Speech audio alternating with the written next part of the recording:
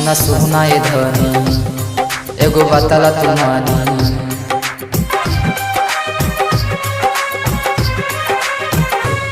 सुना सुना ये ध्वनि एगो बतला तुम्हारी। भीड़ भाड़ बड़ी होला तू जइबू कैसे बता दाना। पिया तोहर से असरब लागल दशहरा के मेला घुमा दाना। पिया तोहर से असरब लागल दशहरा के मेला घुमा दाना।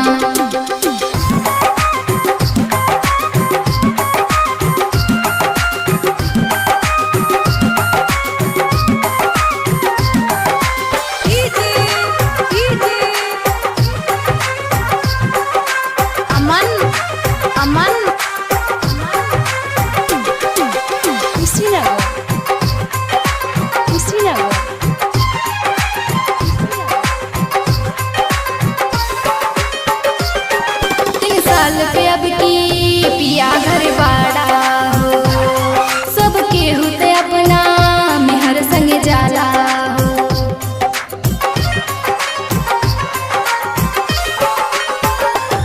3 साल पे अब की घरे पिया बाड़ा हो, सबके होते अपना मेहर संग जाला हो। नया बाड़ू कनिया जनी होका उतारू। गाँव घर के लोग देखी कई हमके बता दा हो। पिया तोहर से असरब लागल दशहरा के मेला घुमा दाना। पिया तोहर से असरब लागल दशहरा के मेला घुमा दाना।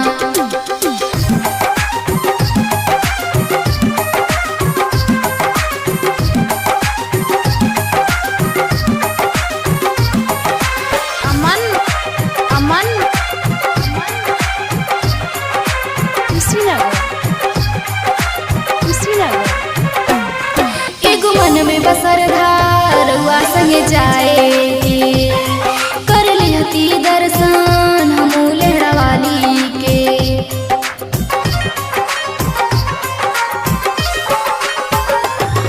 एगो मन में बसर धारुआ संगे जाए कर लिहती दर्शन हमू लेहड़वाली के।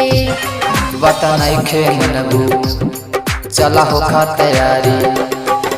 गोविंद विशाल सिंह सलेंदर के साथ ले आला हो। पिया तोहर से असरब लागल दशहरा के मेला घुमा दा।